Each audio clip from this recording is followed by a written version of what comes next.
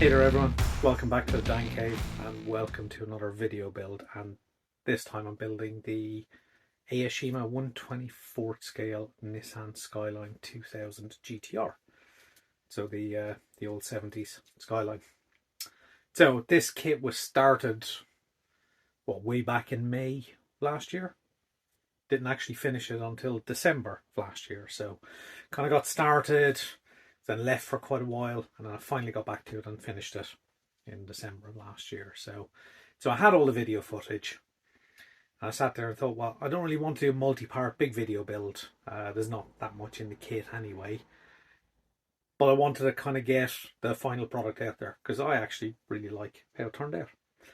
It was first time using SMS paints as well, so that was really good. Use their green gold flip on it, which you'll find out when you watch the video. And yeah, I really liked it in the end, and it took me a while to get to like the kit and the model and everything, which is why it went from May all the way through to December. So there we go. I liked it. Kind of hoping you like the video. If you at least give it a thumbs up, hopefully you'll like the finished product as well. And of course, if you're a new subscriber, don't forget to hit the subscribe button. But regardless of all that, welcome back to returning viewers and hello to new viewers. So there we go. That's the intro.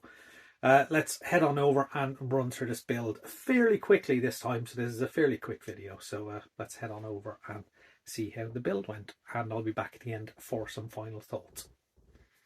Over we go. So this is it. This is the Skyline 2000 GT-R from Aoshima, the 71 two-door. So there's not a huge amount in the box, but as you can imagine, we're going to start with the usual process of cleaning up. So the plan for this is to use SMS green gold flip. So this will be the first time using SMS paint. Picked this up at a model show and kind of picked this car up deliberately for this paint. I thought it would go well with it. So usual cleanup, UMP, thinny sanders, thinny sticks used to clean up all the seam lines. Just knock them all back down. Make sure that body is nice and clean and nicely prepped. And of course, once that is done, it's time for some primer. So the SMS paint recommended if you wanted a more metallic effect to go for a dark primer, but if you wanted more of a pearl effect, go for a white primer or a light primer. So I've gone with UMP white this time. So it's 3 coats of UMP white, all laid down over, well, white plastic. So I could probably just be pretending to paint here. You'd almost never know. But however, 3 coats of primer, left to cure for about 24 hours. And the UMP primer lays down absolutely lovely, self-leveling. And once that's cured, it's time to move on to the SMS paint itself. So make sure it's all nicely mixed. And then I'm spraying it through my UMP Apex for metallics. So really nice light coats. I laid down a lot of coats. I think I put down 5 or 6 coats in the end, starting very, very light. Particularly as I've not used SMS before, I don't know how hot they are. So just slowly building up that colour. But then even as I was painting this, so remember as I said in the intro, this was May of last year, slowly building up those paint layers. I think at this stage I wasn't overly keen on the colour. It just wasn't doing it for me. Here I go on to coat number 2. There is, of course, a spoiler as well, so that's painted in the body colour. And then progressively working through those coats, making sure I get into all the nooks and crannies around the kit as well, into the wheel arches. But as I'm painting it, I'm just thinking I'm not overly keen on this colour. And I was very close to stopping and going for a different colour. Here I am on to coat number 5. So this is pretty much finished. This is what the finished base colour looks like. And you can see the green gold flip in it, so that's of no doubt. So that was left cure for 24 hours, and then it's back in with 2K clear coat. And as you can see, clear coat is going down through the UMP Apex, laying down my first coat of clear, which should just be a tack coat, which basically just allows the subsequent coats to adhere properly. So lay down that coat, stick it in a box for 10 minutes, let it tack up, and then I can come in for coat number 2, which is the first wet coat. So for this, you are looking for a nice gloss coat, no orange peel, no blemishes. Just lay down enough material just to get a nice wet gloss coat. And of course, with 2K, once you've done your wet coats, it should cure exactly how it looks. There'll be a little bit of leveling off, so a little bit of orange peel you might get away with, but you're best to try and avoid it. Make sure you have a lovely, nice wet coat going down for your final coat, this third coat. And as you can see, I think that is actually a spot-on wet coat. So that's put away. That'll be left for absolute ages. And as I mentioned in the intro, it's actually going to be left for months.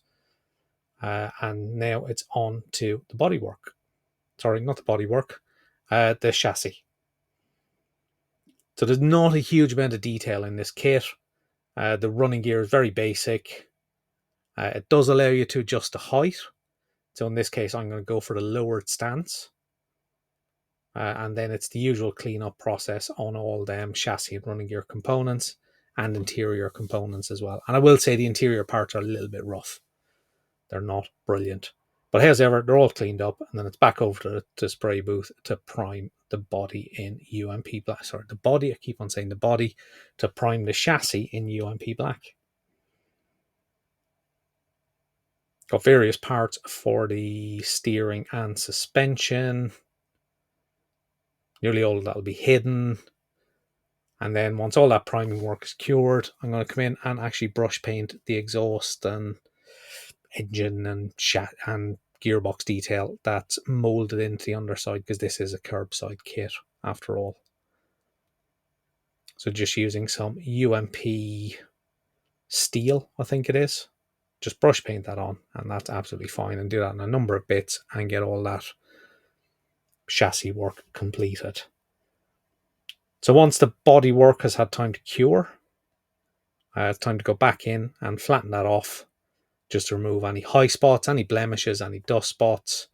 So I've now moved on to using God Hand sanding sponges, and I'll be honest, I find these absolutely brilliant.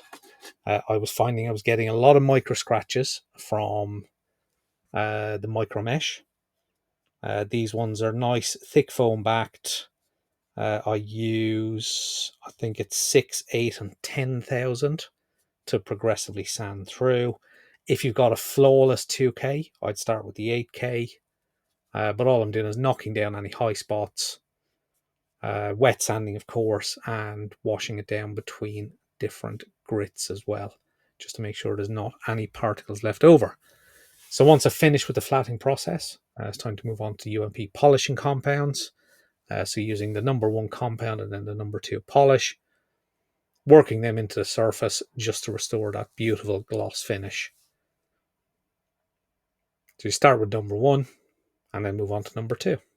Very logical. Very, very logical. And from what I can see so far, this body is polishing up absolutely lovely. I'm very pleased with the 2K.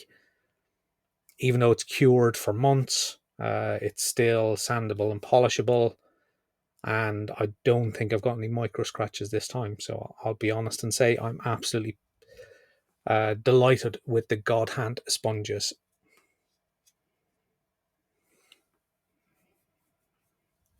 So once that's nicely polished and cleaned down and any remnants of compounded polish removed from any of the panel lines, it's time to mask up. So I can do basically the black trim around the windows. There's also some semi-gloss black trim around the rear wheel arches. So that's also blocked out using some Tamiya 1mm tape, and then filled in using the larger tapes, the 5, 10, and 18mm. And I'm basically going to progress on through until I have all of the areas completely masked off. Use some cling film as well just to block out some of the bigger areas. And once I'm happy with that, it's back over to the spray booth to lay down some X18 semi-gloss black. So the X18 is thinned with Mr. Hobby aqueous thinners. and it's sprayed through the UMP apex. So that's set to one side. I've looked at the chrome work in the kit itself. For me, it's not great, so it needs to be stripped. So I've got a little pot with all the parts in it and just pour in some household bleach, some cheap household bleach, and that chrome disappears before my eyes. And most of those parts go back to basically a bare black plastic. So it doesn't take long for the bleach to eat away the chrome on these parts. So they can be then rinsed off, cleaned off, and then dried off. They're now, of course, going to be primed in UMP Gloss Black Primer, because most of these parts I want to have a high shine finish on. So I'm using the Gloss Black to give me, well, basically a gloss base for the subsequent chrome layers. Now, the first bit of chrome work I'm doing is on the window trim. So I'm using Green Stuff World's acrylic chrome, which is not bad. Got quite a high shine on it. So that's done. And then I'm using Alclad chrome for the bumpers. And that should produce a nice, really high shine finish. It is quite fragile, so it will get protected using Alclad Aqua Gloss, which is a water-based clear coat, and it doesn't dull the shine too much. The wheels themselves, they're going to be painted in Alclad High Shine Aluminium. So they're given quite a light coat. So it kind of almost shows through the kind of black under colour of the wheels. So they come out looking quite a nice kind of dark aluminium, high shine aluminium colour. So once all that is done, everything can be unmasked again. So we can remove all the masking tape we did earlier. Took us hours to mask it, takes minutes to remove it.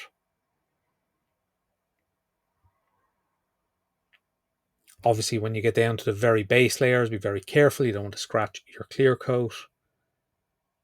And then carefully remove any of the masking tape. But ultimately, at this stage, I'm very, very pleased with how the body is looking with the black and chrome trims. And it's time to move on to getting some of the interior parts together. So things like the dashboard comes in separate pieces. There are a couple of decals to go on it as well. Assemble that together, add the steering column and steering wheel, and those parts get glued in on the underside of the body. So in first goes the clear parts, just running a little bit of CA glue along the join line, using a little bit of pressure just to push that into place and give that time to cure. The dashboard itself, there's two mounting points on the underside of the bonnet. The dash just glues straight in. And then for the chassis, the seats basically just sit on top of the chassis. There's no real interior tub. Door cards are already fitted. And then we can basically mate the body to the chassis at this stage. And that goes together absolutely no problem. So the wheels are done. It's time to pop the tyres on. So they're quite small wheels, nice thick tyres. Nice retro look. Time to put those rear tyres in place. So they do sit under the arches, so I did have to basically remove the chassis a little bit just to get them in place. And they pop on absolutely no problem. So there's a few bits to go on the exterior. The wing mirrors on this are genuine wing mirrors. They sit on, almost halfway down the front wings. They just pop in place with a little bit of PVA-based glue.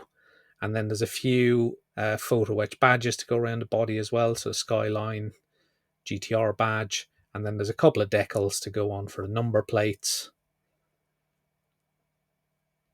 They just go through a normal decaling process. Just pop in place, get them aligned properly. Use some of the UMP decal solutions just to make sure they settle down and adhere properly. And that is basically it.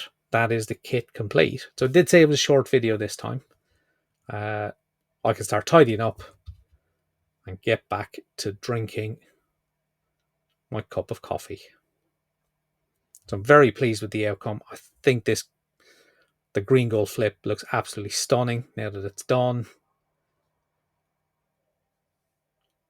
I think the photos don't quite do justice to the colour. In the real light, you can see that green gold flip absolutely brilliantly. Comes out a little bit in the photos, but I'm really, really pleased with how this colour has come out. So I think it's time basically that we head back to me. You can see how slammed it is as well.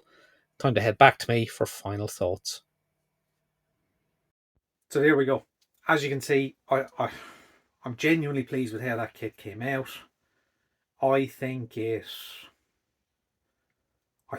that there's something about its shape. I think the stance really made me like it. Once I cleared the green gold flip and did some of the trim parts on it, I think that colour came together as well. I thought it looked a little bit pasty and pale originally until I did some of the chrome trim and the black trim and stuff. So yeah, so it took me quite a while to get to finishing the kit. But yeah, really happy with it in the end. I think I mentioned in my end of year review, it's well up there, one of my kind of favourite kits of the year. So there we go. I'm really happy with it. Hopefully you are too.